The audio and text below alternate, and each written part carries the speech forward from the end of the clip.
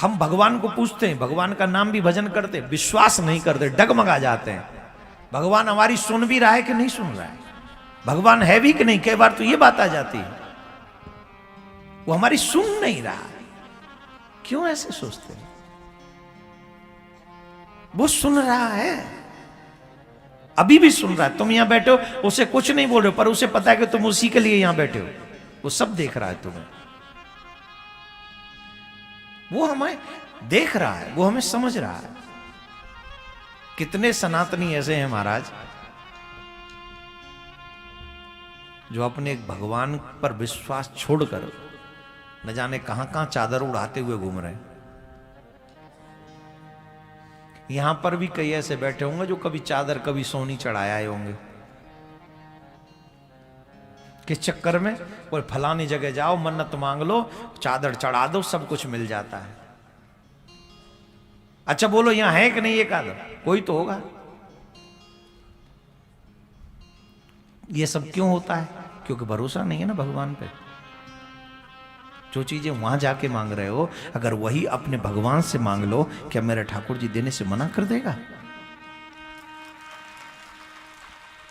एक बात युवाओं से मैं गारंटी से कह सकता हूं, जितना देने की क्षमता मेरे भगवान में है, उतनी क्षमता देने की किसी में भी नहीं है, किसी में भी नहीं है। एक और बात बता दें, जो अपना माथा ऐसी जगह पे टेकता है, चादर बादर चढ़ाने वाला है, सनातनी होकर, उनके घर में ऊपरली नीचली तमाम बाधाएं पहुंच जाती हैं। जो अपना धर्म छोड़कर वहां माथा टेकता है, जाके देखो सब पे ऊपरला घूम रहा है, उनके बिजनेस प्रॉब्लम में आ जाता। देख लो, आप चेक करो। If you don't believe my words, then you can realise visiting that home also. मैं तो फेस कर रहा हूं ना। हमारे तमाम शिष्य आते हैं, महाराज जी ऊपर लो चक्कर है। मैंने, महाराज जी ऊपर लो चक्कर?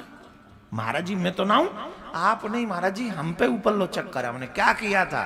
पूछा, या वहां कुछ किया था? बोले एक बार हमारी पड़ोसन लेके गई थी, हमसे कह रही थी वहां चादर चढ़ाने से ये मच्छी समा, क्या बोलते उसको, हो जाते हैं जो, क्या बोलते हैं, अरे क्या बोलते हैं, शरीर में हो जाते हैं ना मस्से, सोनी और वो नमक चढ़ा दो तो वो मस्से खत्म हो जाते हैं। कोई कहता मन्नत मांग लो, चादर चढ़ा दो, वहां ये सब खत्म हो जाता है। तो मैंने कहा फिर ये जो ऊपर लो चक्कर है कब से शुरू हुआ है? बोले भाई के 2 हफ्ता बाद शुरू है गोजे। जब तक सनातनी का सर यत्र तत्र कहीं झुकेगा नहीं, तब तक उनके बाप में हिम्मत नहीं कि हमारे घर को आके डिस्टर्ब कर दें।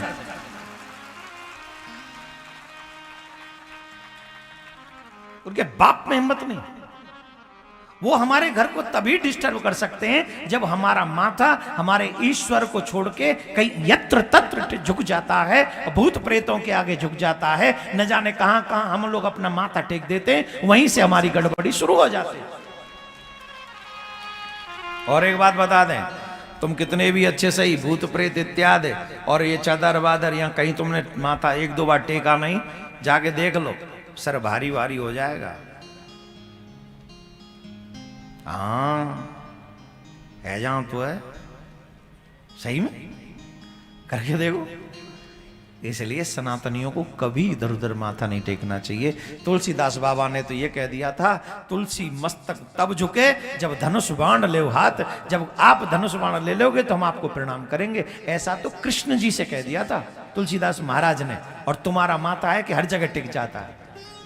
अपने कृष्ण के आगे, अपने इष्ट के आगे, किसी के आगे माथा मत टेकना। मैं आप सबसे मैं गारंटी लेता हूं आपकी, अगर तुम्हारा सर अपने सनातन के आगे झुकता रहे और दूसरों के आगे न झुके, किसी के बाप में हिम्मत नहीं जो तुम्हारे परिवार को आके तंग कर सके। मेरी गारंटी है। लेकिन गंगा गए तो गंगादास, जमुना गए तो जमुनादास। तो भैया आप समझ लो, एक ही पत्नी, एक ही पति 4 पत्नी रख ले तो किसी की नजर में पति की इज्जत नहीं रहती? रहती है? बोलो। बोले हमारे तो 4 हैं। बोले हाँ आते हैं 4, आ जा, चारों मारेंगे उतार उतार के पन्नैया ते चांद। इज्जत काहू की नजर में नहीं है तुम्हारी। क्यों? एक के बने रहो तो अच्छे रहोगे, अनेक के बनोगे तो मिट जाओगे। इसलिए एक के बनो, एक के बनो और मेरे कृष्ण के बनो, मेरे कृष्ण के बनो, मेरे कृष्ण के बनो। तो बताओ, का डिसीजन है, तुम आओ, कौन के बनोगे? हैं? आज के बाद सोनी चढ़ाओगे, नॉन चढ़ाओगे, चद्दर चढ़ाओगे, ठंडाए रहेंगे, देख लो। चद्दर नहीं, कंबल उड़ाओ उन दिनों को जिन पे ओढ़ने के लिए कुछ नहीं है। कृष्ण प्रसन्न होगा, मेरा गोविंद प्रसन्न हो जाएगा, मेरा कान्हा प्रसन्न हो जाएगा और प्रसन्न होकर तुम्हें चकाचक कर देगा। भाई मैं किसी के धर्म का मजाक नहीं उड़ा रहा हूं, मैं ये कह रहा हूं जो उनका धर्म है वो उनके लिए है, और जो मेरा धर्म है, वैसे तो सनातन के अलावा कोई धर्म ही नहीं है, ये समझ लो। लेकिन वो माने तो वो अपना माने, उनको मुबारक हो।